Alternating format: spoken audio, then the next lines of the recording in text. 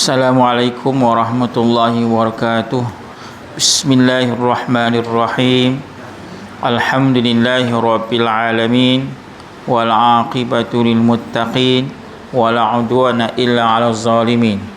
Rabbi shrah li sadri wa yassir li amri wahlul 'uqdatam min lisani yafqahu qawli wasaddid lisani wahdi qalbi bihaqqi sayyidina Muhammadin sallallahu alaihi wasallam. Amma ba'd. Muslimin muslimat, tuan-tuan puan-puan yang dirahmati Allah sekalian, sambungan yang pada minggu lepas, iaitu yang berkaitan dengan hadis tentang Islam.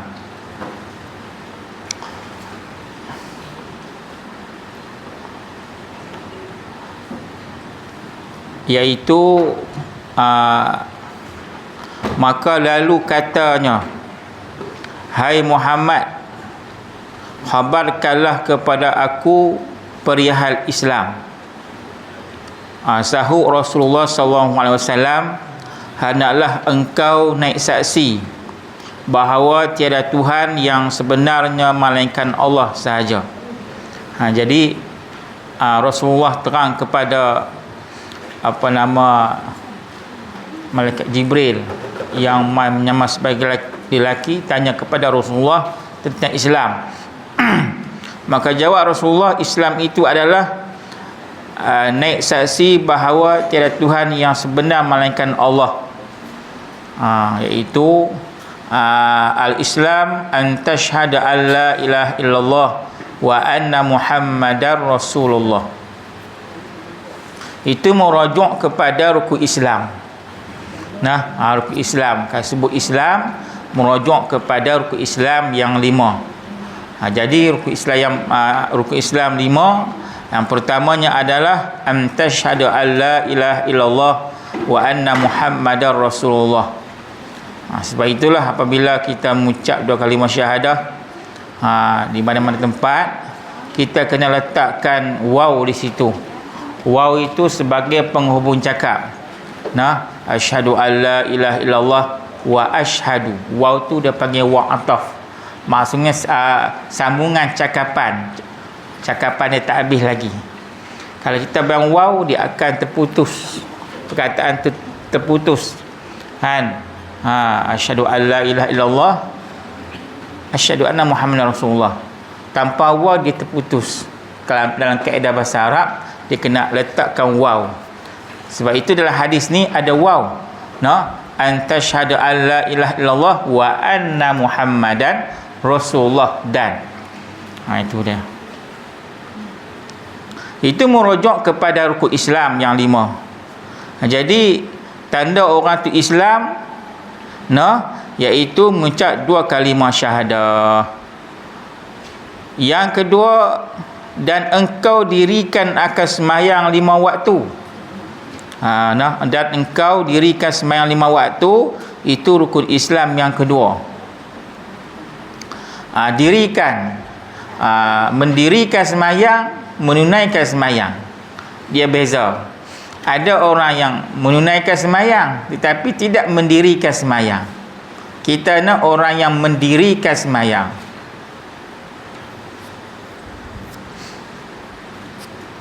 Disebut dalam tafsir, mendirikan sembahyang ni bi itmami ruku'iha wa sujudiha. Orang yang menyempurnakan rukuk dan sujudnya. Orang yang memberi hak dalam rukun-rukun sembahyang itu, dia telah memberi hak. Hak dalam rukun sembahyang adalah tamakninah. Dan dalam rukun-rukun sembahyang itu, tamakninah itu sebagai mengikuti bagi rukun.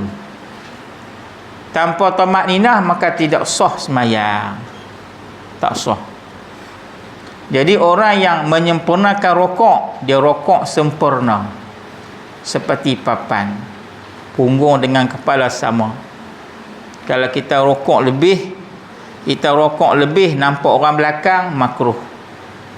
Tidak menempati sunnah Rasulullah SAW. Kalau tak seperti papan, macam roket naik ke bulan, itu tak sah sembahyang. Dia kena sempurna. Dan dalam rukuk dan semua dalam setiap rukun sembahyang dia tamakninah. Sekurang-kurang tamakninah adalah sekadar subhanallah. Dan tasbih kita 3 kali bagi makmum dan bagi imam. Imam tidak boleh lebih daripada 3 kali. Makmum lebih tak apa. No? 3, 5, 7, 9 boleh. Tapi dengan syarat dia jangan tertinggal 2 rukun dengan imam. Tinggal 2 rukun dengan imam, maka sembahyang dia tidak sah. Jadi orang yang menyempurnakan rukun, memberi hak kepada rukun sembahyang, rukuk sempurna, ada tamakninah, sujud sempurna, ada tamakninah, itulah orang yang mendirikan sembahyang.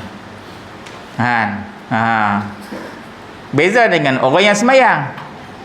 Dia sembahyang tetapi dia tidak mendirikan sembahyang. Cuba kita tengok orang yang mendirikan. Dia berdiri, dia telah memberi hak kepada berdiri yang tersebut itu.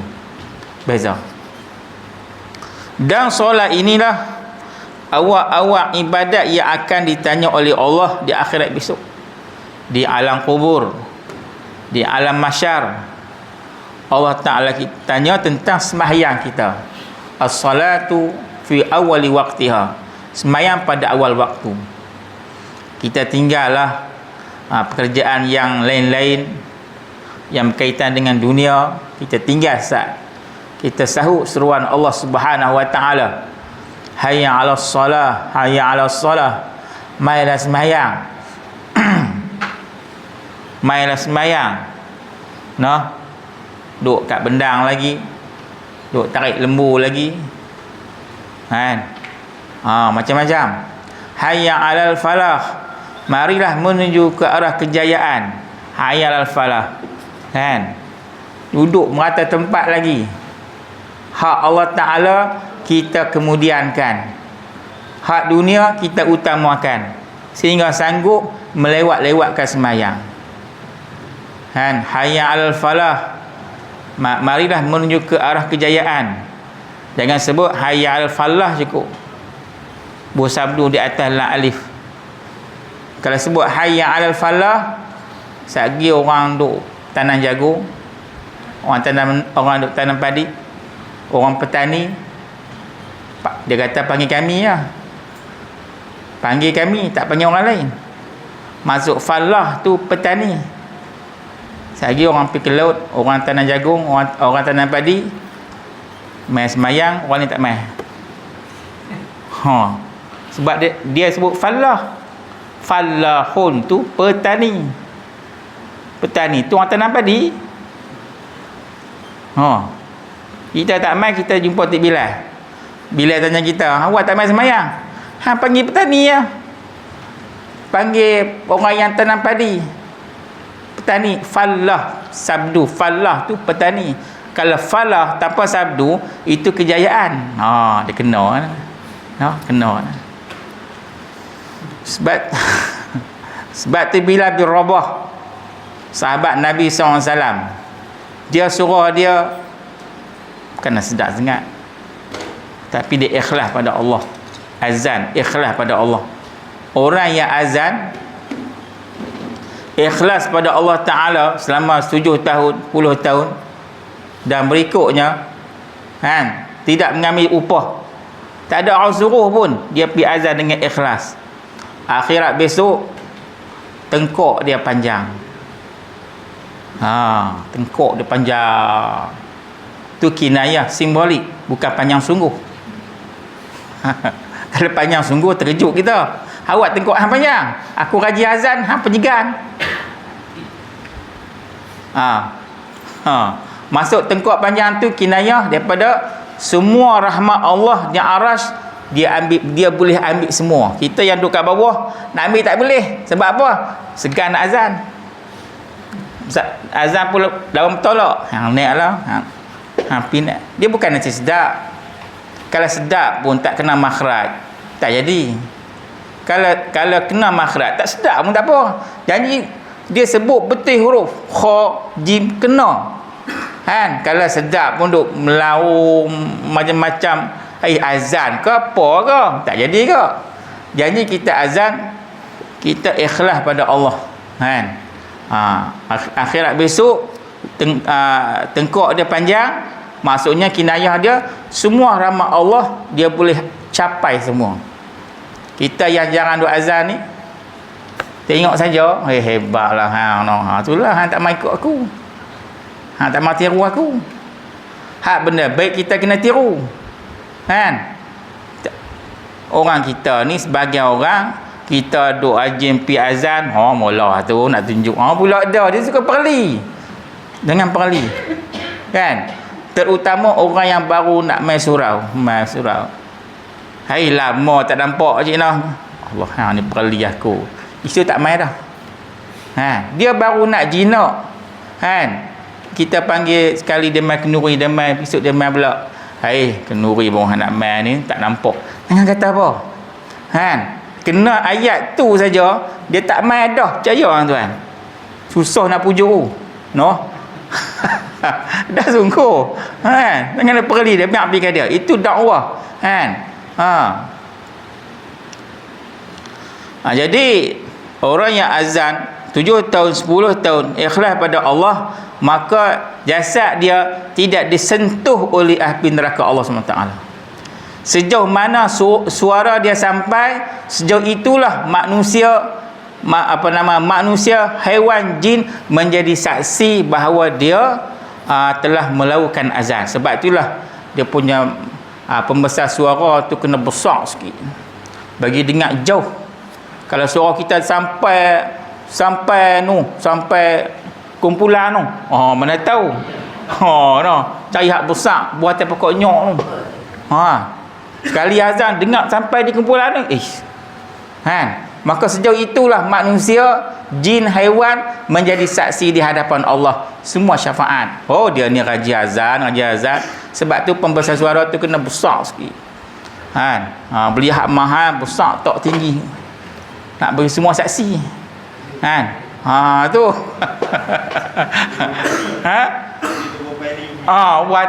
Buat atas sekali tu. Buat menara baru tinggi tu. Masjid mana ni?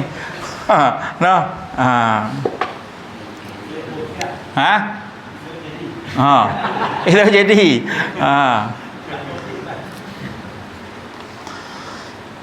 Itu tentang azan. Jadi bila berubah dia azan, dia bukannya sedap sangat macam orang jelah ni, kan. Tapi dia ikhlas kepada Allah. Malaikat di langit turun jadi makmum. Semua penduduk Madinah keluar pergi semayang penuh Masjid Nabawi. Ada seorang lelaki pergi jumpa Rasulullah. Dia kata, ya Rasulullah, Bilal tu kan sedap terang mana pun. Dia nak pelekeh orang. Ada jenis pelekeh orang ni. Bilal tak sedap pun, aku ni sedap. Dia kata, tak apa, Nabi kata isi hampir bang subuh tengok. Dia pun pergi bang subuh. Lelaki ni penduduk Madinah ni dia pergi bang subuh. Lepas bang subuh, elok-elok kali belakang siapa pun tak ada. Bang sedap tu, tapi orang tak ada.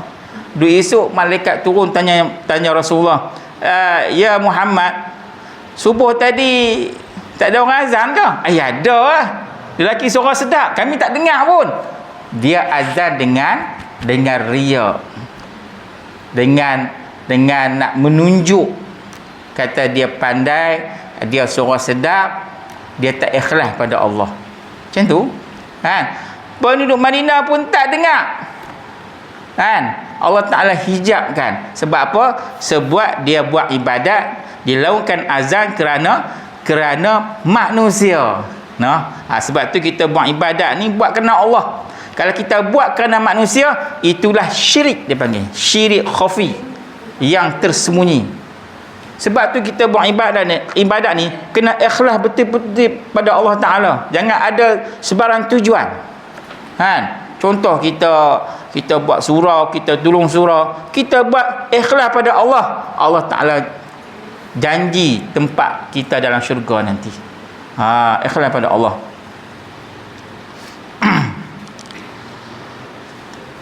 Dan engkau dirikan semayang.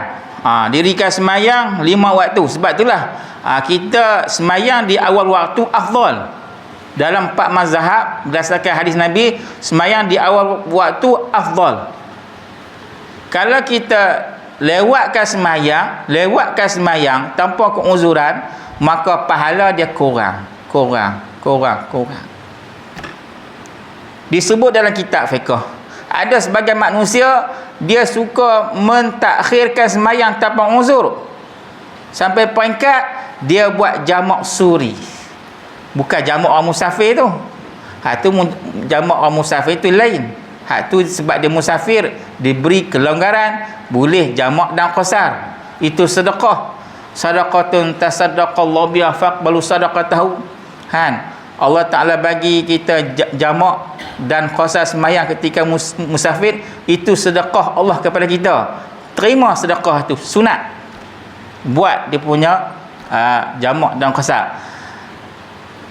Yang sebahagian manusia dia suka lewatkan semayang sampai peringkat dia buat jamak suri, jamak himpun.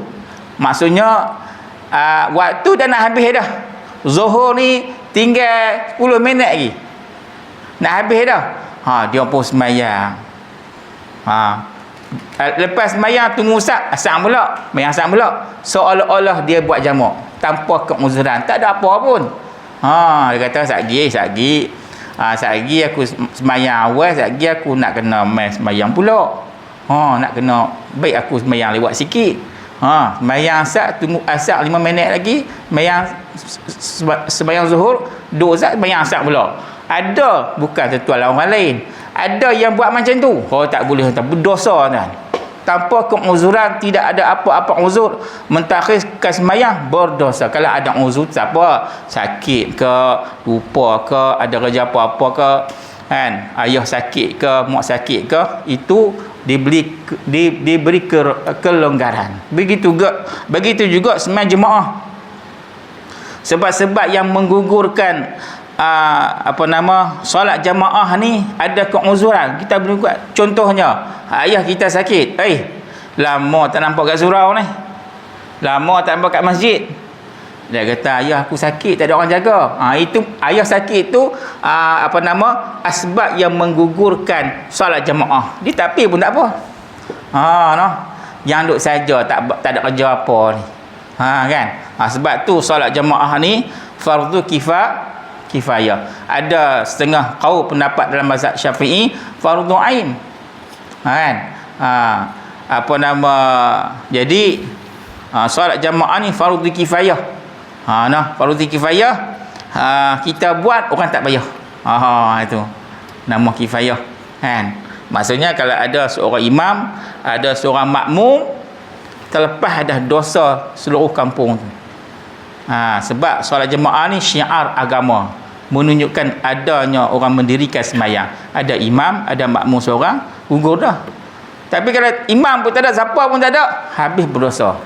Jadi hak fardu kifayah tu sampai satu ketika menjadi fardu ain dalam satu daerah ni. Contohnya seorang doktor, doktor di kalangan muslim. Kalau ada doktor muslim seorang, terlepaslah fardu kifayah. Tapi dalam satu kawasan tak ada doktor muslim, tak ada orang Islam yang jadi doktor, semua orang bukan Islam. Ketika itu menjadi fardu ain kepada setiap orang belajar ilmu kedoktoran. Tu. Jadi fardu kifayah sampai satu peringkat darurat, dia bertukar menjadi fardu ain. Tapi kalau ada seorang doktor wanita ataupun doktor lelaki, dia terlepas dah dia punya fardu kifayah tu, gugur kepada semua orang lain. Tu fardu kifayah. Apa maksud semayang? Semayang ni, apa maksud semayang? As-salatu lughatan ad-du'a'u. Semayang pada bahasa doa pada Allah, itu pada bahasa. Wa syar'an pada syarak, aqwalun beberapa perkataan, wa af'alun beberapa perbuatan, muftatahatun bitakbir yang mula dengan takbiratul ihram, Allahu akbar. Kita nak takbirin dengan lafaz Allah ya, kan? Allah adalah zat yang wajib disembah. Sebab tu disebut dalam kitab Aqidatun Najin syarah, orang yang berzikir dengan nama Allah, Allah, Allah, dalam kitab tu pengarang tu kata berzikir dengan Allah, Allah tu bid'ah, kecuali dia hadirkan, dia sebut nama Allah, dia hadir dalam hati dia ma'budu bihaqin, yang disebut dengan sebenar, hak tu jadi zikir, hak tu tak bid'ah. Kalau sebut Allah, Allah saja itu bid'ah. Kalau dia sebut zikir Allah, Allah, dalam hati dia ingat Tuhan Allah yang disembah dengan sebenar, itu tidak menjadi bid'ah dalam kitab Syarah Aqidatun Najin. Kan? Jadi kita takbir dengan lafaz Allah saja, Allahu Akbar. Kan? Tak boleh kita takbir Ar-Rahman Akbar, Ar-Rahim Akbar, tak sah semayang. Kok lah nak buat blame pada orang. Sebab tu kita buat ibadat, buat apa, jangan blame pada orang. Kalau blame pada orang, dia jadi fitnah, jadi rosak. Kita nak buat apa pun, nak blame pada orang, buat di rumah. Mai dalam tempat masyarakat awam, kita buat macam orang ramai, zikir macam orang ramai, semua ramai, tak timbul fitnah. Kat zaman lah ni kan boleh pelik sikit, pelik pada orang, Wahabi, pelik, bid'ah, tak boleh, payah. Kita pun tak mahu pening-pening, buat di rumah. Nak zikir macam mana ke nak buat di rumah. Tak timbul masalah. Yang dimulai dengan takbiratul ihram dan disudahi dengan salam, bisyaraitu makhsusah, dengan syarat-syarat yang tertentu. Yang kata semayang ni, tuan-tuan sekalian, sebelum kita nak semayang, kita tak ingat apa-apa, kita sembang biasa, kita main masuk semayang Allahu Akbar, dia ingat tu yang tuan, saya tak tadi tak ingat apa pun, main Allahu Akbar, dia ingat sana, dia ingat sini, semua dia ingat. Itu biasa, fitrah, lumrah. Duit sekupang pun dia ingat. Baik duit di rumah sebelum semayang, kita cari tak jumpa. Handphone di rumah sebelum semayang, cari tak jumpa. Mai semayang Allahu Akbar, baru ingat handphone duduk sembunyi sekian. Beg duit tu dia situ. Tengah-tengah dalam semayang Allahu Akbar, dalam beg duit aku ada gambar pula dah. Takut isteri jumpa pula. Lagi serabut. Kalau dia jadi imam, tak tahu pula dah. Peluh dia ni. 3 ke 4, 4 ke 3. Makmum tak apa. Dia ikut orang lah, imam tu. Jangan rahsia. Jangan rahsia. Kita sembunyi macam mana pun, mereka akan jumpa juga satu hari. Habaq betul-betul. Tak ada masalah.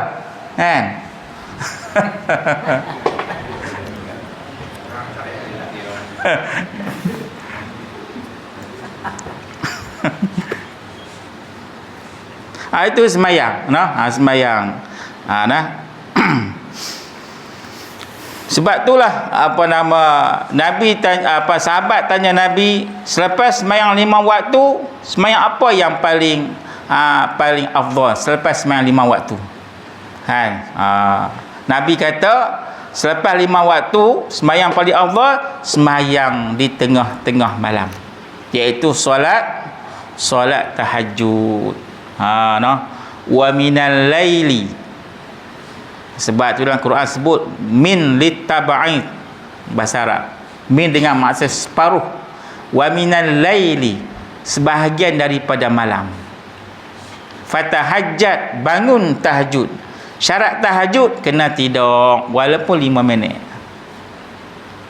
Kalau dia tak tidur, duk kerja kat, aku tak mahu tidur, tak mengantuk, selagi aku nak tahajud, dia berjaga tahajud, tak nama solat tahajud, sebab dia tak tidur.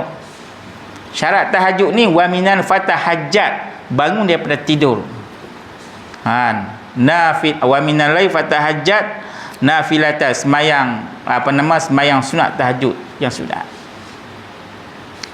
Bagi umat Nabi Muhammad, semayang tahajud ni hukum dia sunat. Bagi Nabi wajib. Kalaulah bagi umat wajib, dia merungut tu tak tahu. Adalah 5 waktu. Kena bangun malam pun sembahyang wajib. Sebab tu ada Nabi dia panggil sunnah khususiyah. Ada sunnah yang umum yang kita boleh ikut. Ada sunnah khususiyah, sunnah yang khusus untuk Nabi, bukan untuk umat. Kan?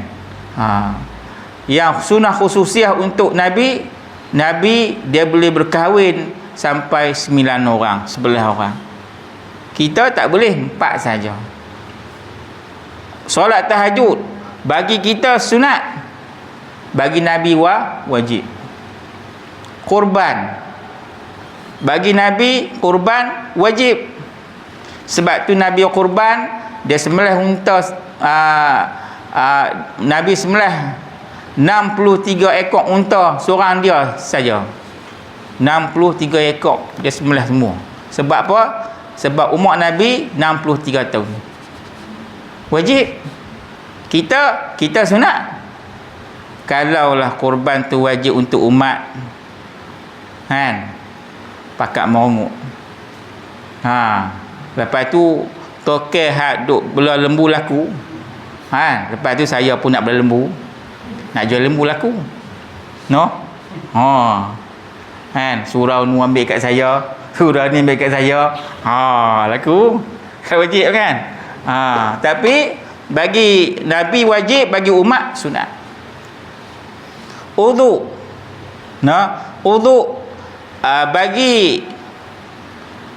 Uduk bagi umat Nabi Muhammad, dia ada batal uduk. Batal. Sebab keluar angin ke apa semua. Tapi bagi hak Nabi, uduk tak batal. Nabi ni kalau dia tidur, kita tidur. Kalau kita tidur saja, benda tu dia terbuka. Faham tak? Tak faham, bapak faham? Hikmat.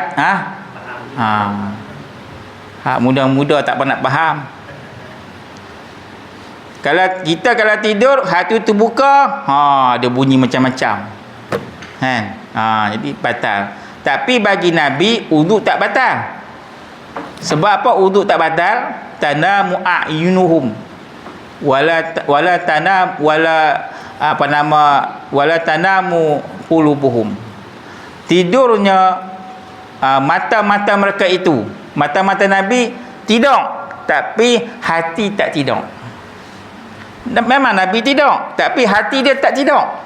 Hati dia terjaga. Macam mana kita nak fikir? Mata tidur, hati tak tidur. Jangan nak fikirlah.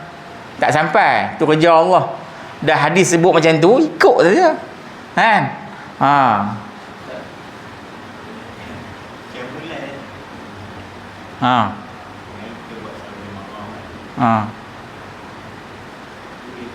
Boleh.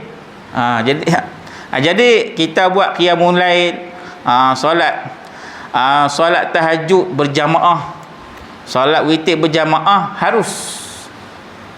Dia ada sunat-sunat yang ditutup berjamaah, dan ada sunat-sunat yang tak ditutup berjamaah, seperti solat tarawih ditutup berjamaah.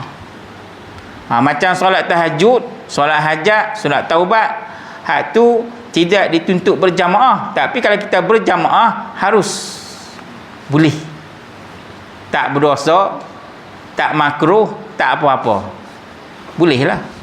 Kan? Kita buat qiyamul lail, ada imam jadi imam tahajud, kita ikut kat belakang, boleh. Witir macam tu juga. Solat witir yang afdal kita buat 3 rakaat 2 salam. 3 rakaat, mula-mula buat 2 bagi salam, buat 1 bagi salam. Itu afdal. Tapi kalau buat 3 sambung terus, harus. Tapi pahala dia kurang. Sebab dia apa? Kurang sebab apa? Sebab dia tasyahud ada 1 saja. Patut 2 tapi dia ada 1, pahala kurang, tapi boleh buat. Tapi jarang orang buat. Kita sembahyang witir. Sembahyang witir 3 rakaat. Kita nak buat 1, boleh? sah. Satu ke tiga ke lima, kita nak buat satu, sah. Cuma hukumnya makruh ataupun khilaful aula, sebab tidak mengikut Nabi. Nabi buat tiga, kita buat satu. Oh, segarnya.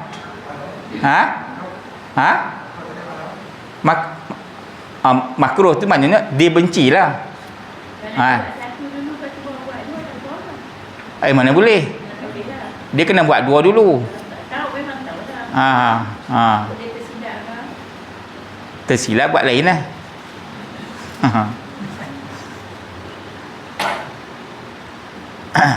Dia mesti buat yang awal dulu. Dua, lepas tu satu. Dia tak boleh buat satu, lepas tu buat dua. Itu lagi makruh.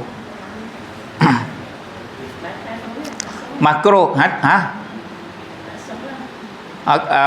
Tak sah lah. Sebab tak ikut cara Nabi buat. Makruh maksudnya tinggal dapat pahala. Kita buat satu rakaat, makruh. Tinggal tak buat satu tu dapat pahala. Kalau buat tak dapat apa? Tak dapat pahala apa lah. Itu maksud makruh.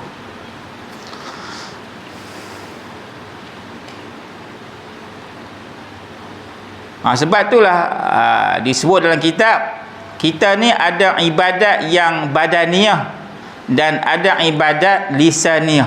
Ada dua. Ibadat yang jenah tubuh badan. Yang kedua ibadat jenah menggunakan lisan. Ibadat yang jenah menggunakan tubuh badan ni apa dia? Seperti semayang. Semayang menggunakan tubuh badan. Rukuk, iktidal, sujud. Apa yang kita buat tu semua doa. Rukuk, iktidal, tahiyat, semua doa. Pergerakan kita semua doa. Lepas tu puasa. Puasa tu ibadat badaniah, menggunakan badan. Lapar, dahaga. Pergi ke haji, tu ibadat badaniah, yang menggunakan badan. Menggunakan wang ringgit tubuh badan kita. Dan yang kedua ibadat lisaniah, ibadat yang menggunakan lisan, menggunakan lidah. Maksudnya lidah kita pun jadi ibadat. Sebab tu lidah ni jangan kita duk cakap benda yang bukan-bukan. Sebab dia ibadat.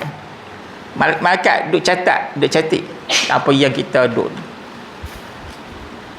Apa contoh seperti ibadat lisaniah, ibadat jenah lidah ni? Seperti berzikir. Berzikir tu ibadat lisan. Kita berzikir, subhanallah, hamdulillah, Allah akbar, itu ibadat lisaniah, berzikir. Lepas tu istighfar. Kita istighfar, astaghfirullahalazim. Itu pun ibadat lisaniah. Nabi istighfar kepada Allah, kata riwayat 70 kali.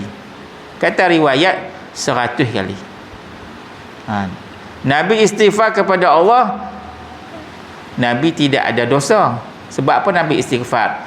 Nabi istighfar sebab mengelakkan daripada dosa, mengelakkan jatuh dalam dosa. Kita istighfar sebab kita ada dosa kepada Allah Subhanahu Wa Taala. Ada satu dosa. Dosa ni tidak boleh mengkifaratkan dia oleh sembahyang, oleh puasa, oleh sedekah, oleh zakat.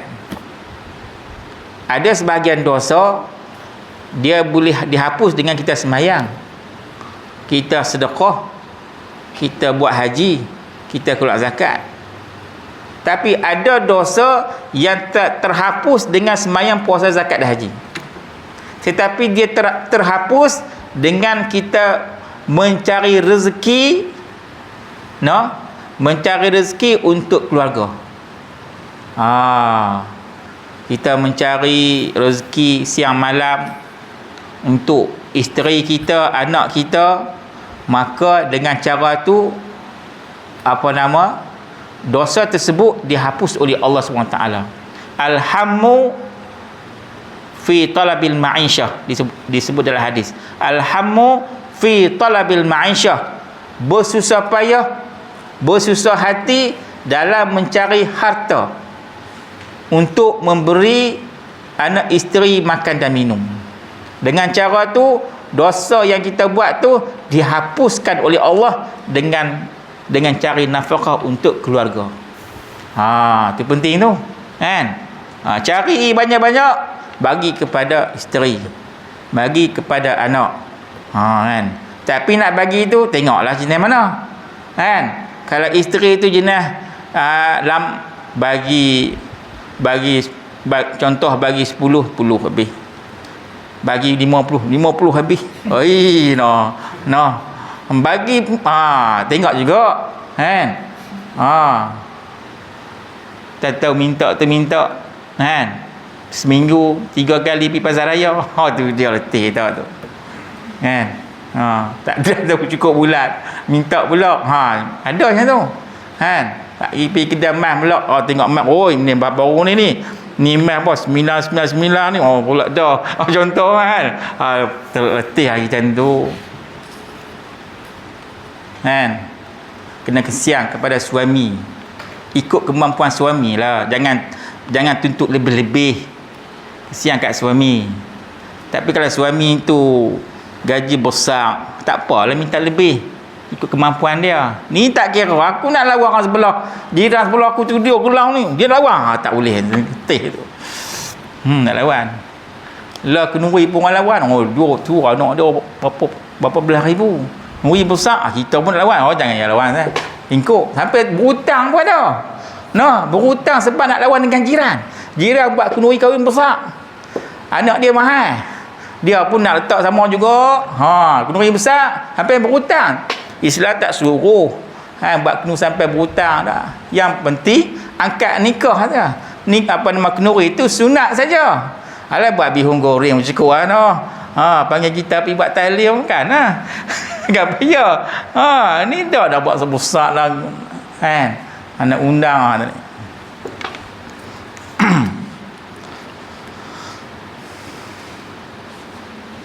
sebab tu kenuri kahwin ni dia sehari saja, ada buat 3 hari. Tak ada orang kaya lah, tak ada orang 3 hari ekonomi teruk. 3 hari di mana? 3 hari di mana? Tu melampau tu. Orang panggil kita kenuri hari pertama, mana tu dia buat 3 hari, kan? Hari pertama dia buat kenuri, kita menyahut seruan kenuri kahwin tu adalah wajib kan? Hari pertama wajib lah, kena pergi. Tiba-tiba kita puasa, tak puasa, dia rajin puasa. Kawan dia buat kenuri hari Senin, dia puasa sunat, duk puasa hari Senin Khamis kan. Dia nak tinggal tak boleh, duk biasa puasa, baguslah, kan? Pergi jumpa kawan dia, sembang elok-elok, dia kata aku ni puasa. Kawan dia pun tarik muka, tengok dia wajah kawan dia tu tak puas hati, maka sunat buka puasa, sunat dapat pahala. Sebab kita menghubungkan silaturahim tu wajib, memutus silaturahim tu haram. Maka kita tengok 2 keadaan, tak makan ke? Aku puasa ni. Dia puasa lain dah, muka merah, kan? Sunat buka puasa. Tapi kalau dia sebut aku puasa ni, bagus, alhamdulillah, bagus, tak apa, tak ada masalah. Tu sunat kita teruskan puasa. Tengok dua keadaan lah, kan? Tiba-tiba hari kedua pula dia buat kenuri, tu jatuh hukum dia sunat. Tak pi pun tak apa. Orang tak pergi kenuri, mari aku pergi dah. Dia kata kenuri wajib mah. Kita tak tahu hukum, celapok pergi pula, kan? Tak perlu pergi dah. Sebab apa? Hari kedua tu sunat. Tak tahu hari ketiga buat pula, makruh.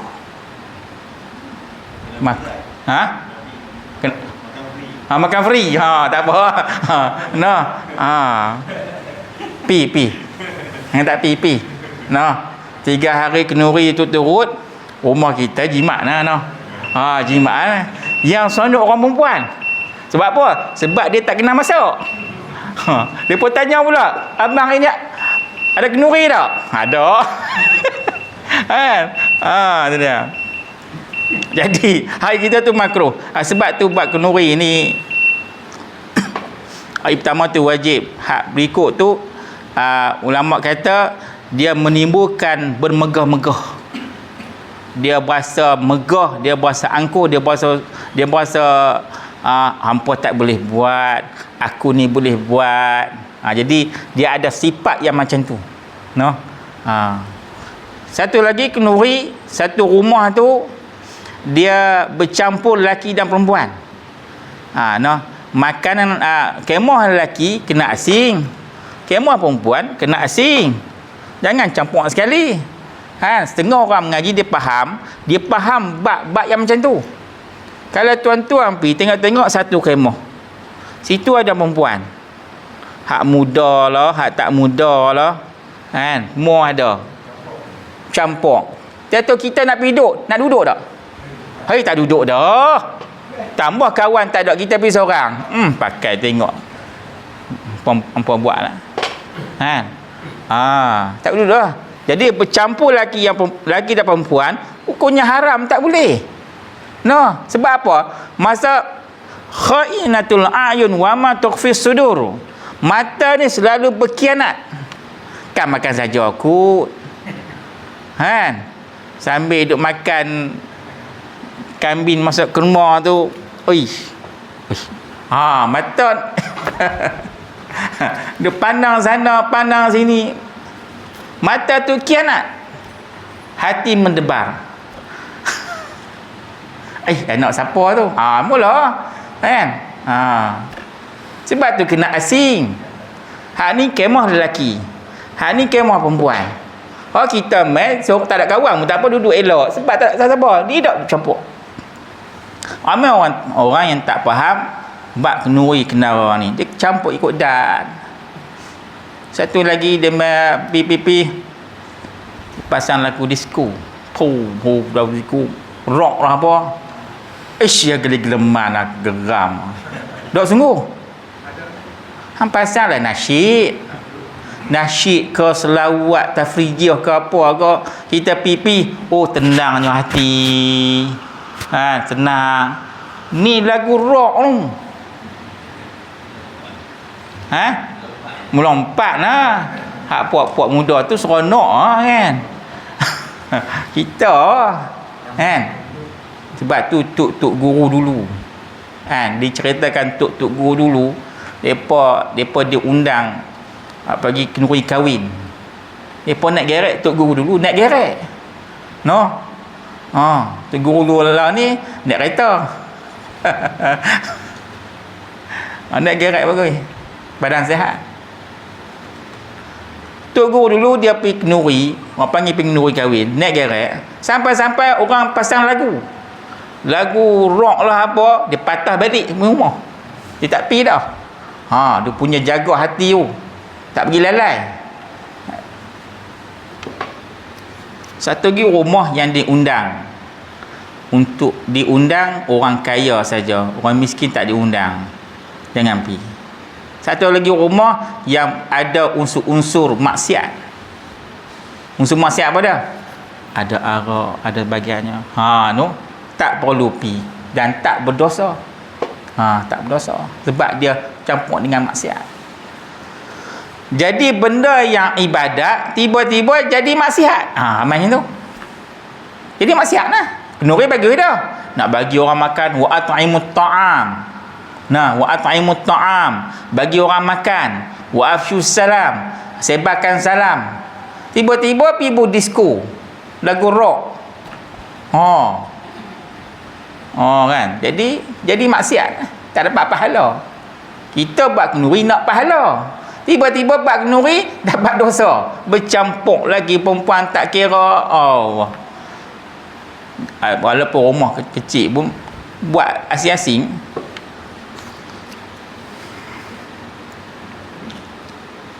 Kemudian ibadat lisan juga Yang kedua tadi apa dia? Istighfar. Yang ketiga ibadat lisan apa dia? Tilawatil Quran. Membaca Quran. Membaca Quran. Saya cerita dulu. Saya dah cerita lah. Ada seorang budak tahfiz tu. Cerita dah noh? Cerita dah? Cerita dah. Tak payah cerita. Jadi yang tiga ibadat lisan ni tilawatil Quran, membaca Al-Quran. Al-Quran ni tuan-tuan kita jangan tinggal, kita baca selalu. Dia syafaat yang paling besar sekali adalah syafaat Quran. Iqra'ul Quran fa innahu ya'ti yaumal qiyamah syafi'an li ashabi. Bacalah Quran, sesungguhnya Quran itu datang pada hari kiamat, syafaat untuk kita semua. Inna fil Quran salasuna ayah. Dalam Quran ada 30 ayat.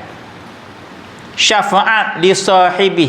Dia akan syafaat orang yang membaca hatta ghufira lahu, sehingga diampunkan semua dosa dia. Tuan-tuan tahu iaitu surah Al-Mulk, Tabarakallazi. Surah Tabarakallazi ni kalau kita amal baca sebelum tidur, insya-Allah dalam kubur nanti tak disoal oleh munkar nakir. Malam pertama seterusnya malaikat tak tanya dah.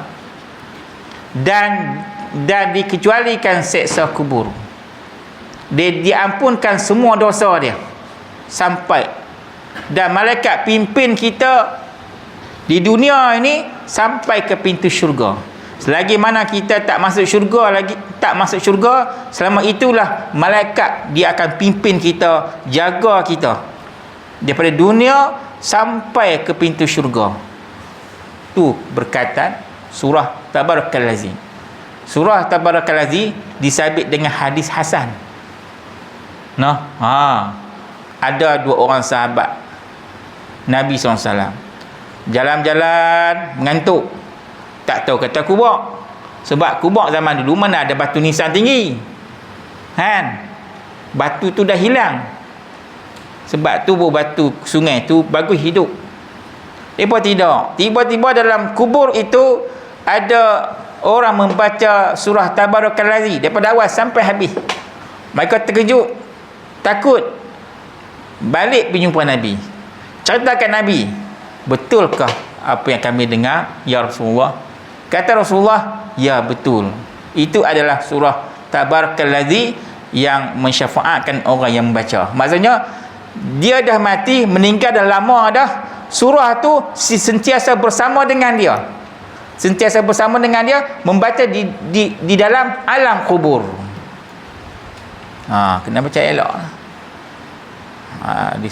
Nabi sebut lawadi tu ala qalbi ummati. Nabi kata aku bercita-cita dalam hati umat aku ini ada surah ni. Maksudnya Nabi syarat suruh hafal. Hak lain Nabi tak kata. Tapi dalam surah ni lawadi tu aku suka, aku kasih ala qulubi ummati, di atas hati umat aku ni, dalam hati umat aku ni ada surah ni, kena hafal. Dia 30 ayat saja, sehari satu ayat, sebulan habis kan tak boleh kot. Duk baca surah Abaq boleh ingat awal sampai habis. Boleh cerita hak belakang pi depan balik.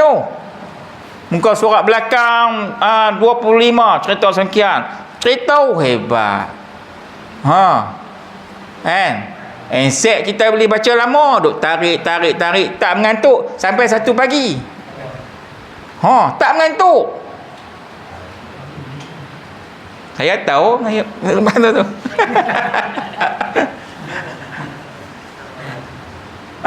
Kita buka kitab, kita buka Quran baca, dia mengantuklah, kita nak sawat mengantuk. Duduk atas kursi azab dia buka. Tengok bukit satu dah. Allah kata.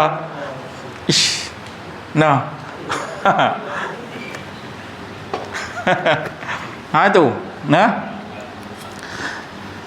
Wa kana Nabi SAW la yanamu hatta yaqra al-mulk wa sajdah. Nabi tidak akan tidur dalam satu malam sehingga dia baca surah Tabarakallazi dan surah As-Sajdah. Sajdah tu surah yang mencegah azab.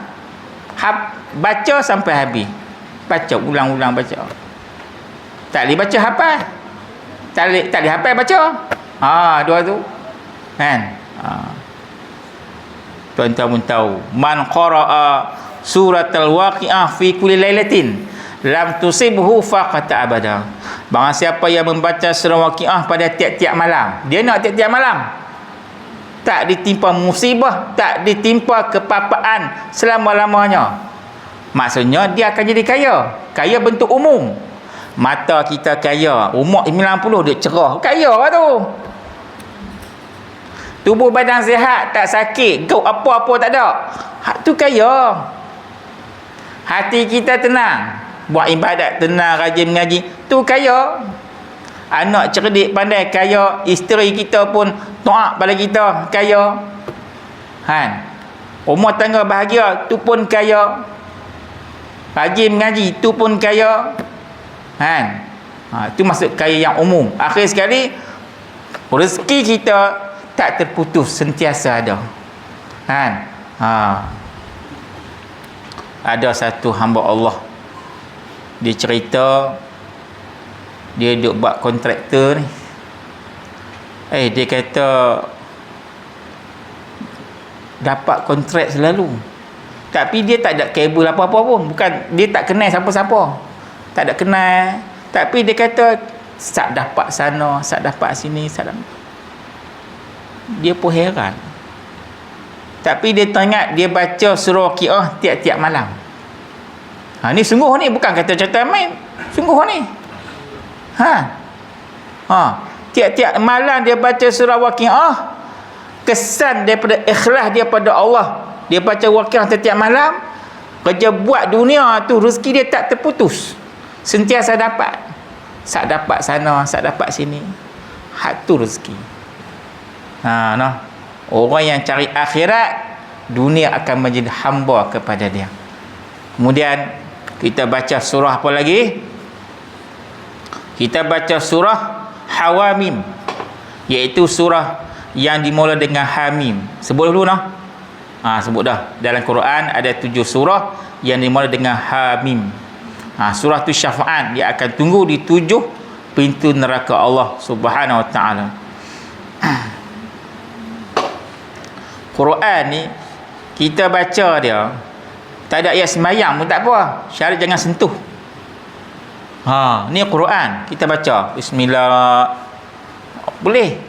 Kalau kita sentuh tu memang dosa lah, sebab tak ada ayat sembahyang, kan?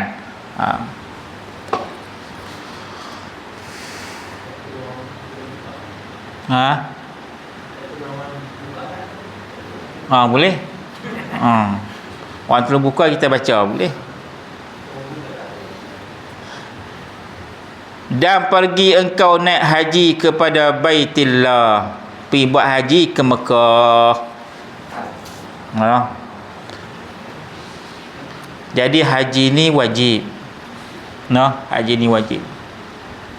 Sehingga kan kata ulama, wajibnya haji ni kalau kita ada bendang 5 relung, jual serelung untuk pergi buat haji. Ada rumah sewa 10 buah, jual sebuah, ambil duit pergi buat haji. Ada kitab dulu tu guru dia buat contoh, ada kitab Fathul Bari contohlah, syarah Sahih Bukhari. Ada kitab Fathul Bari, ada 3 naskah, jual lah 2 naskah, ambil duit pergi buat haji. Maksudnya wajib. Tapi sebahagian orang dia duk pulung pergi buat umrah. Haji tak pergi, dia pulung pergi buat umrah, dia duit banyak.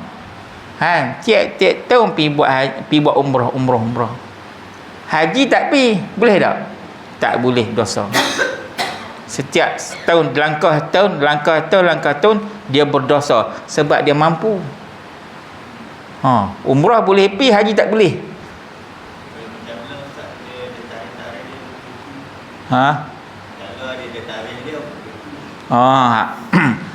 Tarikh dia.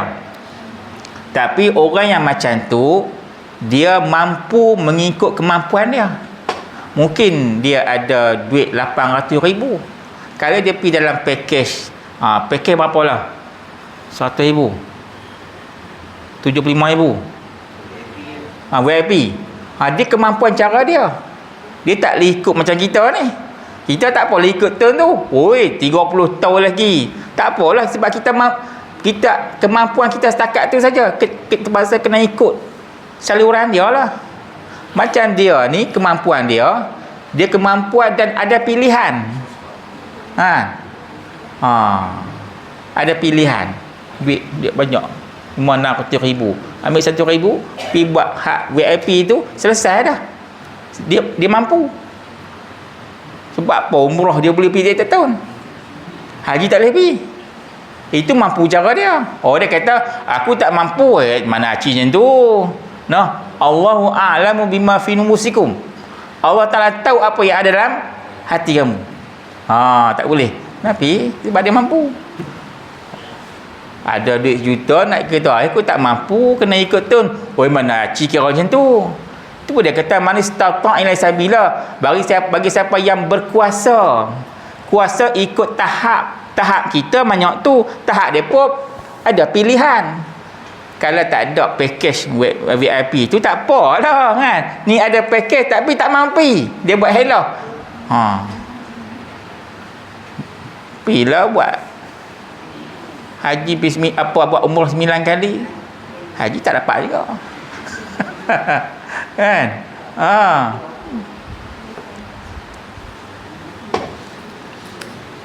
Lewat dah.